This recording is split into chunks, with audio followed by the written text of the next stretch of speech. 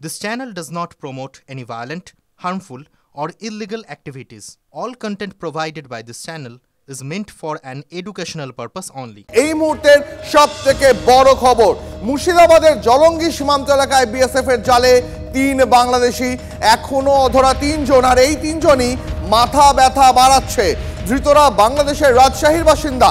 এ দেশে এসেই পরিচয়পত্র বানায় অনুপ্রবেশকারীরা, তারপর চেন্নাইতে পরিযায়ী শ্রমিকের কাজে চলে যায় 6 জন।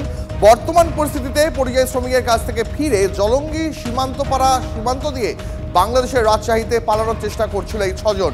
সেই সময় বিএসএফ এর হাতে ধরা পড়ে 3 জন, কিন্তু বাকি 6 জন কোথায় জানার চেষ্টা করবো। সহকর্মী কৌশিক রয়েছেন আমাদের সঙ্গে এই মুহূর্তে মুর্শিদাবাদ থেকে সরাসরি। কৌশিক, মাথা ব্যথা বাড়াচ্ছে এই বাকি 3 জন অনুপ্রবেশকারী যাদের এই মুহূর্তে হন্যে হয়ে খুঁজছে প্রশাসন। এখনো পর্যন্ত কি আপডেট রয়েছে, কি জানা যাচ্ছে এখনো পর্যন্ত?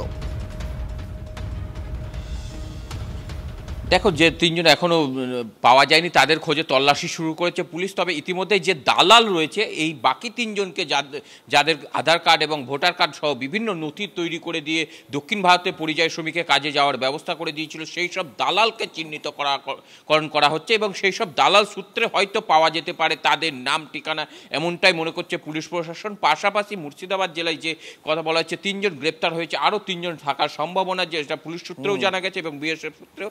তারা পারাপার করার সময় 3 জনকে ধরতে পেরেছে। তবে এখনো পর্যন্ত বাকি 3 জন যে কোথায় রয়েছে সেটা এখনো স্পষ্ট নয়।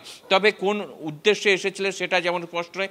আসাম এসটিএফ যে কয়েকজন জঙ্গিকে গ্রেপ্তার করেছে তাদের থেকে যেটা জানতে পেরেছে বা গোয়েন্দারা জানতে পেরেছে যে জঙ্গি নাশকতার ছকে কিন্তু বাংলাদেশ থেকে অনুপ্রবেশকারীরা দক্ষিণের রাজ্যে কাজে গিয়েছিল। সেই রকম কিন্তু এখান থেকেই মুর্শিদাবাদ থেকে সব থেকে বেশি যে জাল আধার কার্ড ভোটার কার্ড বানিয়ে সব থেকে বেশি দক্ষিণের রাজ্যে কাজে যাওয়ার ঘটনা ঘটেছিল। যেহেতু পুলিশ গ্রেপ্তার করেছে একদিনে, অক্টোবরে একদিনে 41 জন পরিযায়ী শ্রমিককে গ্রেপ্তার করেছিল, সেই জায়গা থেকে আরো স্পষ্ট হচ্ছে যে দক্ষিণ ভারতে যাওয়ার ক্ষেত্রে এই মুর্শিদাবাদের মধ্য দিয়ে প্রবেশ করে তারা এই দক্ষিণ ভারতের বিভিন্ন রাজ্যে গেছে। আর সব থেকে নজর রাখো কৌশিক, তোমার কাছে আবারও আসবে। তবে আমরা এই নিয়ে কথা বলেছিলাম প্রাক্তন এনএসজি কর্তা দীপাঞ্জন চক্রবর্তীর সঙ্গে, তিনি কি জানালেন শুনুন।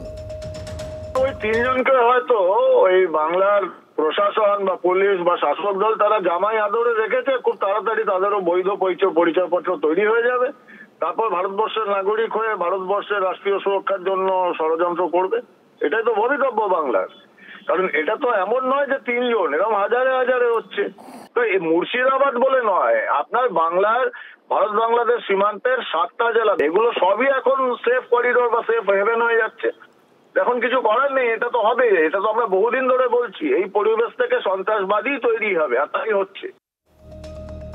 দেখুন, জঙ্গি হোক বা অনুপ্রবেশকারী বারবার গ্রেপ্তার হওয়ায় শিরোনামে উঠে আসছে মুর্শিদাবাদ। কিন্তু কেনই বা জঙ্গি এবং অনুপ্রবেশকারীদের সেরা পছন্দ মুর্শিদাবাদ? বিশেষজ্ঞদের দাবি এর পিছনে অন্যতম কারণ এখানকার ভৌগোলিক অবস্থান। মুর্শিদাবাদ এমন একটা জেলা যা উত্তরবঙ্গ এবং দক্ষিণবঙ্গের মাঝে ট্রানজিট পয়েন্ট। বাংলাদেশ সীমান্তবর্তী এই জেলার অনেকটা অংশে কোনো কাঁটাতার নেই, যার ফলে এই জায়গাগুলো দিয়ে ভারতে ঢুকে বাংলার যে কোনো দিকেই দ্রুত যাওয়া সম্ভব। শুধু তাই নয়, কেরল থেকে গ্রেপ্তার আনসারুল্লাহ বাংলা টিমের জঙ্গি সাদ রাডির জোড়া ভোটার কার্ডও তৈরি হয়েছে এই মুর্শিদাবাদেই। অর্থাৎ একটা জিনিস স্পষ্ট, যে মুর্শিদাবাদ জেলা এখন একটা সেফ প্যাসেজ বলেই মনে করছে জঙ্গিরা। সারা পশ্চিমবঙ্গে আইন শৃঙ্খলা বলে কিছু আছে যেখানটায় জঙ্গিদের যাতায়াতে কোনো বাধা হবে? আর জঙ্গি জঙ্গি জঙ্গি জঙ্গি করে আরেকটা জিনিস তৈরি করার চেষ্টা হচ্ছে, যেটা আমি বিরোধিতা করতে চাই। মৌলবাদী নিশ্চয়ই আমাদের সকলের জন্য বিপদের কারণ, কিন্তু মৌলবাদী মানে মুসলমান, আর মুসলমান মানে মৌলবাদী, এই যে একটা ন্যারেটিভ তৈরি করা হচ্ছে, এই যে একটা ভাষ্য তৈরি করা হচ্ছে, আমি কিন্তু এটা বিরোধিতা করি। আপনারা এই ন্যারেটিভ কারা তৈরি করছেন বলে আপনার মনে হয়, বা কেনই বা করবেন? ন্যারেটিভ তৈরি করছে বিজেপি পার্টির পক্ষ থেকে। কি উদ্দেশ্যে তারা করতে পারে? মানে তাদের কি স্বার্থ থাকতে পারে ন্যারেটিভ তৈরি? তাদের স্বার্থ এটাই যে পোলারাইজেশন, হিন্দু মুসলমানের বিভাজন করে রাজনীতি কর। আর তার সঙ্গে দিদি আছে, দিদি চুপ করে থাকবে, কারণ দিদি চাই একটা পক্ষ আমার সঙ্গে থাক, বিজেপি চাই আরেকটা পক্ষ তার সঙ্গে যাক। ফলে দিদি থাকবে চুপ, বিজেপি হবে আক্রমক, এবং তার মাঝখানে এই মেরুকরণটা ঘটে যাক। তৃণমূল কংগ্রেস জঙ্গি সাথী কোনো প্রকল্প তৈরি করেছে কিনা, কিংবা জঙ্গিশ্রী এরকম কোনো প্রকল্প মমতা বন্দ্যোপাধ্যায়ের নেতৃত্বে তৈরি হয়েছে কিনা আপনারা একটু খোঁজ নিন। যে হারে জঙ্গি বেরোচ্ছে, আমার তো মনে হয় এরপরে জেলায় জেলায় জঙ্গিশ্রী প্রকল্প এগুলো চালু হয়েছে এবং কাউকে হয়তো জঙ্গিশ্রী অ্যাওয়ার্ডও দিতে হবে। তৃণমূলের কোন নেতা, শওকতবাবু বেশি করছেন না অন্য কোথাও শেখ শাহজাহান বেশি করছে, বা মালদা জেলার বক্সি সাহেব বেশি করছে, নাকি মুর্শিদাবাদের হুমায়ুন কবির বেশি জঙ্গি বের করতে পারছেন, তার উপর নির্ভর করে জেলায় জেলায় কম্পিটিশন হয়ে জঙ্গিশ্রী উপাধি দেওয়া উচিত এই সমস্ত তৃণমূল কংগ্রেসের নেতাদের।